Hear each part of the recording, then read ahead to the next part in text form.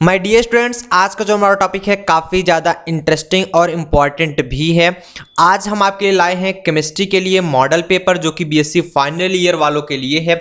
2022 में जिसका एग्जाम होने वाला है वो ज़रूर से ज़रूर इस लेक्चर को देखिएगा। इस लेक्चर को अगर आप देखेंगे तो आप डेफिनेटली 80% मार्क ला पाएंगे। इसीलिए मैं बता रहा हूं कि हमने एक सीरीज स्टार्ट की है, how to get 80% mark in your exam. वो चीज़ देखने के लिए 80% पाने के लिए आपको पूरी सीरीज देखनी पड़ेगी। फिजिक्स के इंपॉर्टेंट क्वेश्चन, केमिस्ट्री के इंपॉर्टेंट क्वेश्चन, मैथ के इंपॉर्टेंट क्वेश्चन आपको दिए जा रहे हैं, चाहे आप फर्स्ट ईयर में पढ़ रहे हो, चाहे आप सेकेंड ईयर में पढ़ रहे हो, या फिर आप फाइनल ईयर में स्टडी कर रहे हो। अगर आप पूरी सीरीज देखते हो, अगर आप फाइनल ईयर के लिए हैं तो फाइनल ईयर के लिए भी देखिएगा, सेकेंड ईयर के लिए है सेकेंड ईयर के लिए सभी लेक्चर देखिएगा, आपको डेफिनेटली समझ में आएगा। और वो क्वेश्चन आप जरूर तैयार करके जाइएगा जब आप पेपर देने जा रहे हो। ये क्वेश्चंस आपको आना ही चाहिए, और भी क्वेश्चन आप तैयार रखिएगा, बट ये क्वेश्चंस मैंडेटरी है, इसलिए आप जरूर ध्यान दीजिएगा। सो चलिए स्टार्ट करते हैं। सबसे पहले आज का जो हमारा टॉपिक है दैट्स इनऑर्गेनिक केमिस्ट्री। हम इनऑर्गेनिक केमिस्ट्री के बारे में बात करेंगे सबसे पहले, फिर नेक्स्ट जो हमारा लेक्चर होगा दैट्स ऑर्गेनिक केमिस्ट्री, फिर हम फिजिकल केमिस्ट्री के बारे में भी चर्चा करेंगे। इनऑर्गेनिक केमिस्ट्री आज का हमारा लेक्चर है। इसमें हम देखिएगा, इनऑर्गेनिक केमिस्ट्री में जो पेपर का मॉड्यूल है वो 3 पार्ट में डिवाइड होता है। फर्स्ट आपका सेक्शन ए, जिसमें आपके शॉर्ट आंसर टाइप क्वेश्चंस आते हैं। देखिएगा, इनऑर्गेनिक में जैसे 3 सेक्शन में डिवाइड होता है, वैसे ऑर्गेनिक में और वैसे फिजिकल में भी। कई यूनिवर्सिटी इनऑर्गेनिक और ऑर्गेनिक में से कोई सा भी एक पेपर ऑब्जेक्टिव कर देती है, बट ऑब्जेक्टिव क्वेश्चंस एग्जैक्ट बता पाना ये काफी ज्यादा मुश्किल टास्क है, क्योंकि ऑब्जेक्टिव क्वेश्चंस रिपीटेड नहीं होते हैं। ज्यादातर वो टॉपिक बता दिया जाता है कि इस टॉपिक में से ऑब्जेक्टिव क्वेश्चन आएंगे, तो वो टॉपिक आप पढ़ेंगे तो उसमें से ऑब्जेक्टिव क्वेश्चन आ सकते हैं। बट जो रिटन पेपर होता है उसमें मैक्स टू मैक्स चांस होते हैं, जो हम लोग क्वेश्चंस देते हैं, हमारी टीम सेलेक्ट करके जो क्वेश्चन देती है वो ज्यादा से ज्यादा सेम क्वेश्चंस पूछे जाते हैं। इसलिए आप ध्यान से पढ़िएगा। अगर आपका ऑब्जेक्टिव क्वेश्चन भी है, फिर भी जो क्वेश्चंस मैं बता रहा हूं इसमें से ही objective question max to max पूछे जाएंगे। सेक्शन ए में आप शॉर्ट आंसर टाइप क्वेश्चंस पढ़ोगे, फिर जो कि 10 क्वेश्चन हम इसमें से सिलेक्ट किए हुए हैं, आपको 10 क्वेश्चन देंगे। हालांकि किसी किसी यूनिवर्सिटी में 10 क्वेश्चन आते हैं, 8 क्वेश्चन आते हैं, 6 क्वेश्चन आते हैं, वेरी करते हैं, ये वेरी करता है। और ये इसका जो मार्किंग होती है वो 2 से 3 नंबर में वेरी करती है। इसलिए आप ध्यान दीजिएगा, हम इसमें सेलेक्ट किए हैं 10 क्वेश्चन। अगर आप ये 10 क्वेश्चन तैयार करो, तो अगर आपकी यूनिवर्सिटी में 8 क्वेश्चन पूछे जा रहे हैं, 6 क्वेश्चन पूछे जा रहे हैं, तो आप इसमें से 80% क्वेश्चन कर जाओगे, मतलब 80% क्वेश्चन इसी में से आएंगे। इसीलिए हम 10 क्वेश्चन इसमें से सिलेक्ट किए हुए हैं। फिर हम नेक्स्ट अगर चर्चा करें सेक्शन बी की, सेक्शन बी में लॉन्ग आंसर टाइप क्वेश्चन होता है। जैसे आप देखते थे वहां पर फिजिक्स में वो लॉन्ग एकदम नहीं होता, लॉन्ग सेक्शन सी में होता है, बट ऑर्गेनिक केमिस्ट्री या इनऑर्गेनिक केमिस्ट्री, फिजिकल केमिस्ट्री में इन सभी में पहला शॉर्ट होता है, दूसरा लॉन्ग, तीसरा भी लॉन्ग होता है। कई यूनिवर्सिटी में 12 नंबर के और 16 नंबर में ये वेरी कर सकता है, वो अरेंजमेंट करते हैं। बट आपको क्या ध्यान देना है, जो मैं मॉडल पेपर बता रहा हूं इसी हिसाब से तैयार करके जाना, आप कर जाओगे। इसमें हमने सिलेक्ट किए हुए हैं 6 क्वेश्चन, मतलब यूनिवर्सिटी 4 क्वेश्चन देती है जिसमें से आपको 2 ही करने होते हैं, 4 में से 2 करने होते हैं। हमने कितना सिलेक्ट किया, 6 क्वेश्चन। अब आप 6 क्वेश्चन अगर तैयार कर जाते हो ना, 2 क्वेश्चन ऑलरेडी आप बता दोगे, फिक्स है। 2 क्वेश्चन मैं 100% बोल सकता हूं, 80% नहीं 100% क्वेश्चन इसमें से आ जाएगा, इसलिए आप ध्यान दीजिएगा। फिर नेक्स्ट आता है हमारा सेक्शन सी। सेक्शन सी में आप कहोगे फिर से लॉन्ग आंसर टाइप क्वेश्चन। इसमें 5 क्वेश्चन हमने सेलेक्ट किए हैं, इसमें भी 4 क्वेश्चन पूछे जाते हैं जिसमें से आपको 2 करने होते हैं, हमने 5 दिए हैं इसमें। चलिए शुरू करते हैं। सबसे पहले हम सेक्शन ए की बात करें। सेक्शन ए में पहला क्वेश्चन आता है, which of the following carbonyl molecule or ion obey 18 electron rule explain. ये आपको एक्सप्लेन करना 2 से 3 नंबर में आता है। कई यूनिवर्सिटी 4 नंबर में दे देती है, तो नंबर आप क्वेश्चन घटा देती है। कई यूनिवर्सिटी अगर 8 क्वेश्चन दे रही है, नंबर आप क्वेश्चन से ज्यादा दे रही है, नंबर उसके कम कर दे रहे हैं। बस यही है रूल। कौन कौन से ऐसे मॉलिक्यूल्स या फिर आयन है जो कि 18 इलेक्ट्रॉन रूल का पालन करते हैं, जैसे MnCO का 6+, दूसरा हमारा FeCO का 5, तीसरा हमारा CrCO5 माइनस। कई बच्चों के दिमाग में रहोगा कि सर इसका फुल फॉर्म क्या होता है, मींस इसका नेम क्या है एग्जैक्टली IPSC नेम, तो वो भी मैं बता देता हूं। जैसे पहला MnCO6 को बोलते हैं मॉलिब्डिनम हेक्साकार्बोनिल, FeCO5 बोलते हैं आयरन पेंटाकार्बोनिल एंड CrCO5 को बोलते हैं हम पेंटाकार्बोनिल क्रोमियम आयन। ये चीजें में से तीन के तीनों में से आपको बताना है कौन सा मॉलिक्यूल है जो कि 18 इलेक्ट्रॉन रूल का पालन करता है, और थोड़ा सा उसमें एक्सप्लेन करना पड़ेगा क्यों करता है। इस प्रकार के क्वेश्चंस हमने आपको कराए हुए हैं, आप डेफिनेटली कर जाओगे। जो दूसरा क्वेश्चन पूछा जाता है सेक्शन ए में, that's give the mechanism of nucleophilic substitution reaction of square planar complex. ये भी हमने बताया हुआ है आपको। स्क्वायर प्लेनर कॉम्प्लेक्स के लिए न्यूक्लियोफिलिक सब्स्टिट्यूशन रिएक्शन का मैकेनिज्म दिखाना है। तीसरा question, what are inner and outer orbital complex. Inner orbital complex और आउटर ऑर्बिटल कॉम्प्लेक्स क्या होता है ये भी हमने बताया हुआ है। Give the 2 example of each. आपको किसी 2 एग्जांपल के बारे में चर्चा करना होगा। तीसरा, discuss the important properties and use of silicon. आपको सिलिकॉन के इंपॉर्टेंट प्रॉपर्टीज के बारे में बतानी है और इसका यूज लिखना है। जैसे 3 नंबर में क्वेश्चन आ गया तो आप प्रॉपर्टी में लिखोगे फिजिकल प्रॉपर्टी 2 बता दोगे, 3 आप केमिकल प्रॉपर्टी 1-2 बता दो, यूज लिख दो 1-2, बस मिल गए आपको 3 से 4 नंबर। नेक्स्ट हमारा जो क्वेश्चन आता है, what is magnetic susceptibility. Magnetic susceptibility से आप क्या समझते हैं इसके बारे में भी हमने चर्चा किया था। Describe A short description of its determination by guys method. Guys method हमने बहुत अच्छी तरह से बताया हुआ है, वो जाकर आप देखिएगा। एंड मैग्नेटिक ससेप्टिबिलिटी क्या होती है वो भी आप समझ जाएंगे। नेक्स्ट सेक्शन ए में और आगे बढ़ते क्योंकि हमने 10 क्वेश्चन इसमें से सिलेक्ट किए हैं। Explain the biochemical importance of calcium. Calcium का बायोकेमिकल इंपॉर्टेंस क्या होता है ये आपको एक्सप्लेन करके बताना है। नेक्स्ट क्वेश्चन है, calculate the magnetic moment of D6 ion in weak and strong field of octahedral complex. ये भी आपको प्रूव करना है, आपको कैलकुलेट करना है exactly. Calculate the magnetic moment for D6 ion. D6 ion के लिए आपको मैग्नेटिक मोमेंट निकालना, मतलब म्यू की वैल्यू निकालनी है वीक फील्ड ऑक्टाहेड्रल कॉम्प्लेक्स के लिए और स्ट्रॉन्ग फील्ड ऑक्टाहेड्रल कॉम्प्लेक्स के लिए।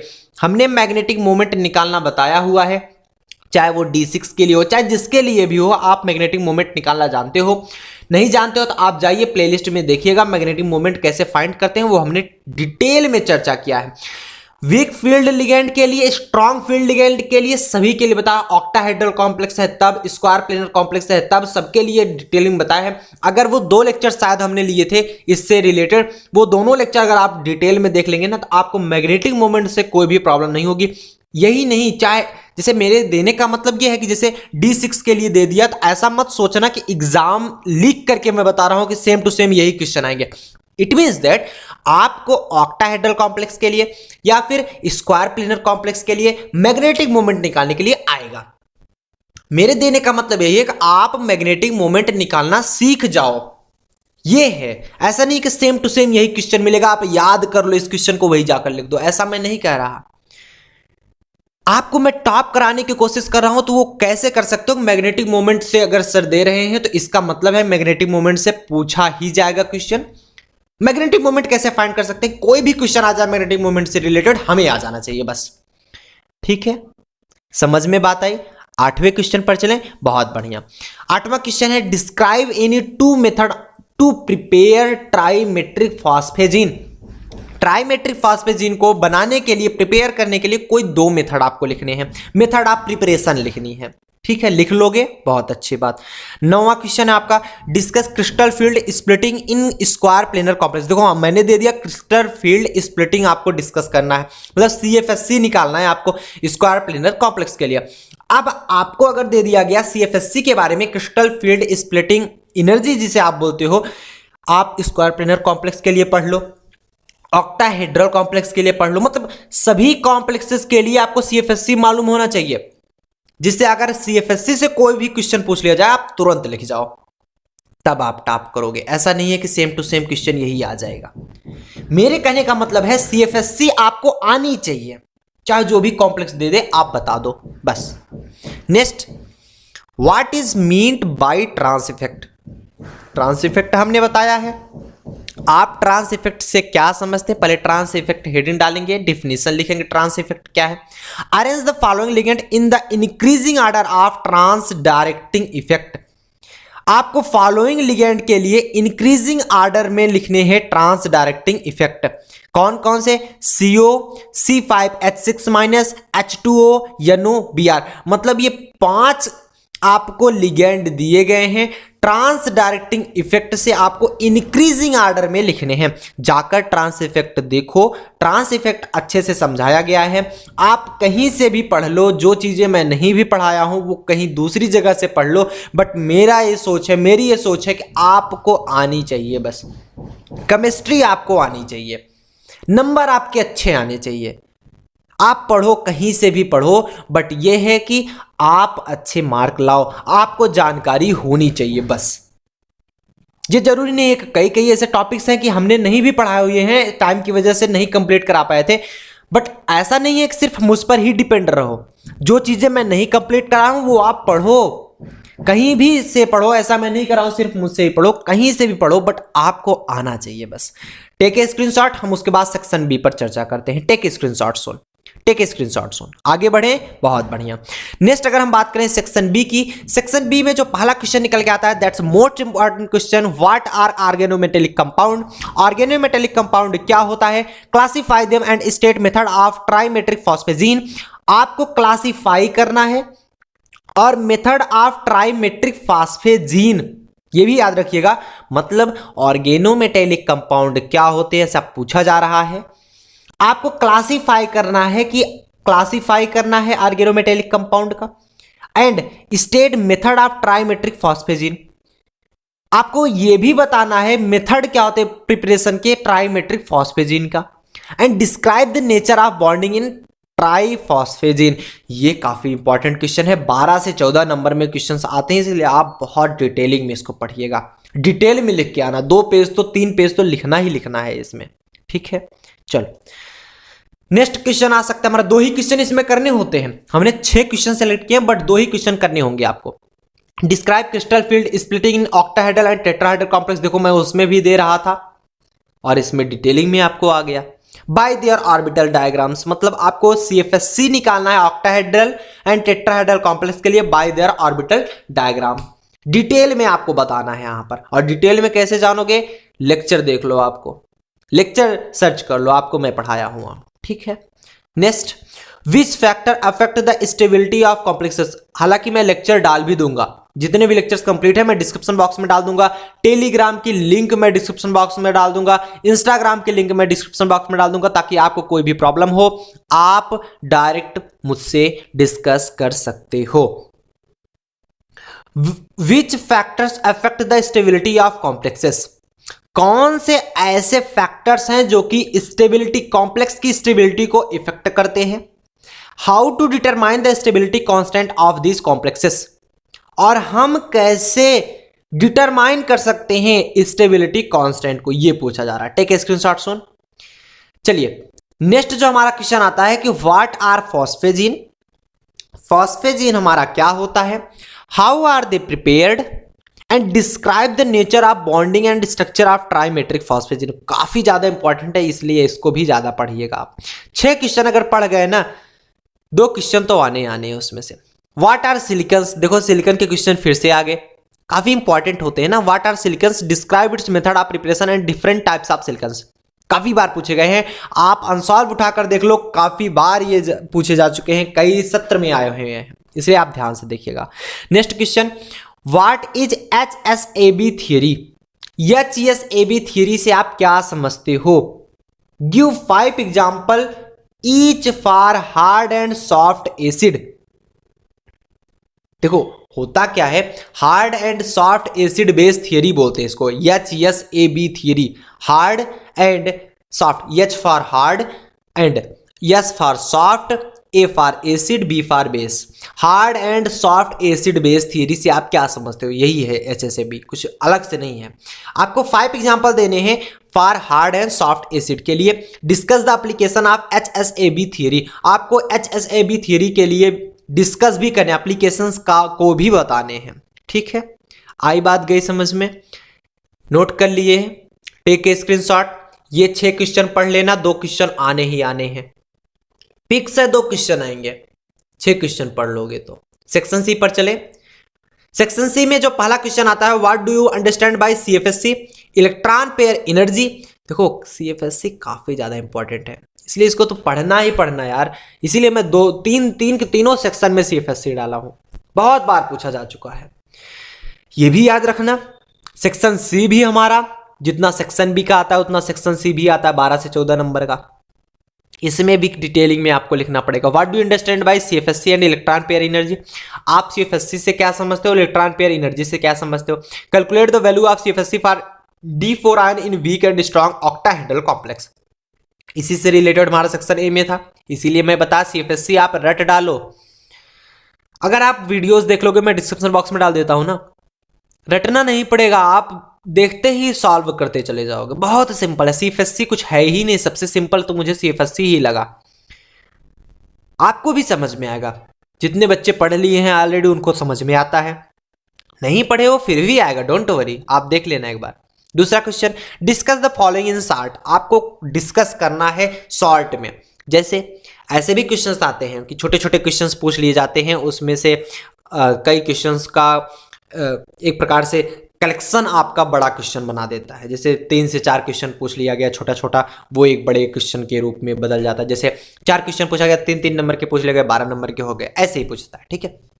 First question, thermodynamic stability of complex compound, आपको थर्मोडायनेमिक स्टेबिलिटी बताना है कॉम्प्लेक्स कंपाउंड के लिए। Next, biological importance of chlorophyll. Next, trans effect. And third question आगे चलते, जैसे 3-3 क्वेश्चन पूछे गए हैं तो 4-4 नंबर के क्वेश्चन हैं, मिला के 12 नंबर के हो गए, ऐसे ही क्वेश्चन पूछता है, ठीक है। What is DD electronic transition, ये इसमें पूछा जा रहा है, आप डीडी इलेक्ट्रॉनिक ट्रांजिशन से क्या समझते हैं। Explain selection rule in detail, आपको सिलेक्शन रूल को डिटेल में बताना है एकदम, ठीक। आगे चले, बहुत अच्छे। नेक्स्ट हमारा क्वेश्चन कहता है एक्सप्लेन द फॉलोइंग, आपको फॉलोइंग एक्सप्लेन करना है, कैसे, मतलब 2 क्वेश्चन और बचे हैं जिसमें चौथा चल रहा है, 1 क्वेश्चन हम और बताएंगे। फोर्थ में आपको 3 से 4 क्वेश्चन दिए जा सकते हैं, उसको आपको बताना है। जैसे पहला क्वेश्चन पूछा जा रहा है, COF6-3 is paramagnetic while CONS3 is diamagnetic when both are octahedral, जब 2 के दोनों हमारे ऑक्टाहेड्रल हों तब आपको ये बताना है कि COF6-3 क्यों पैरामैग्नेटिक है एंड CONS3 क्यों डायमैग्नेटिक है, ये आपको बताने हैं। नेक्स्ट हमारा क्वेश्चन कर रहा है CUI is diamagnetic while CUI2 is paramagnetic, ये भी आपको बताना है क्यों ऐसा होता है कि CUI डायमैग्नेटिक है एंड CUI2 इज पैरामैग्नेटिक क्यों है, ठीक है। Next question, how does change in temperature effect the magnetic susceptibility, मतलब मैग्नेटिक ससेप्टिबिलिटी को टेम्परेचर कैसे से इफेक्ट कर सकता है, मतलब टेम्परेचर अगर हम घटाएं या बढ़ाएं तो मैग्नेटिक ससेप्टिबिलिटी पर क्या प्रभाव पड़ेगा, और कैसे टेम्परेचर में जो चेंजिंग आता है वो मैग्नेटिक ससेप्टिबिलिटी को प्रभावित करता है, ये हमको बताने हैं, ठीक है। आगे चले, next and last question of this exercise of this model paper of this most important question ये है कि what do you know about metalloporphyrins with special reference to haemoglobin and myoglobin, आपको हीमोग्लोबिन और मायोग्लोबिन के बारे में पढ़ के जाना है, आपको पढ़ के जाना है। अगर आप पढ़ गए ना, हीमोग्लोबिन और मायोग्लोबिन से एक क्वेश्चन आता ही आता है, इसीलिए आप ये पूरा एक बार फिर से मैं बता देता हूं, काफी ज्यादा ध्यान से इन सभी क्वेश्चन को पढ़ना। सेक्शन ए में 10 क्वेश्चन, सेक्शन बी में 6 question 16 question and section C में हमने सेलेक्ट किए 5 क्वेश्चन 21 क्वेश्चन सेलेक्ट करके बताए हैं। आप अगर ये क्वेश्चंस पढ़ोगे डेफिनेटली मैं कह सकता हूं आप 80% मार्क ला सकते हो, बट ये है आपको लिखने का तरीका समझ में आना चाहिए। हालांकि मैं इस पर भी एक लेक्चर बना दूंगा बीएससी में कैसे लिखें कि 80% प्लस मार्क लाएं, 90% प्लस मार्क लाएं, किस प्रकार से बीएससी में लिखें, उस पर भी हम एक डिस्कस करेंगे, एक वीडियो बनाएंगे, काफी अच्छी वीडियो बनाएंगे जिससे आपको यह समझ में आएगा कि किस प्रकार से हमें लिखना है। आप ऐसे देखते रहो ना, सीरीज अगर आप फॉलो करते रहे ना, ये टोटल आपको हर एक चीजें में बताऊंगा जिससे आप निपुण हो जाओगे टोटल। सो मिलते हैं नेक्स्ट लेक्चर साथ ऑर्गेनिक केमिस्ट्री के साथ। टिल देन बढ़िया पढ़ाई करें, ऑल द वेरी बेस्ट।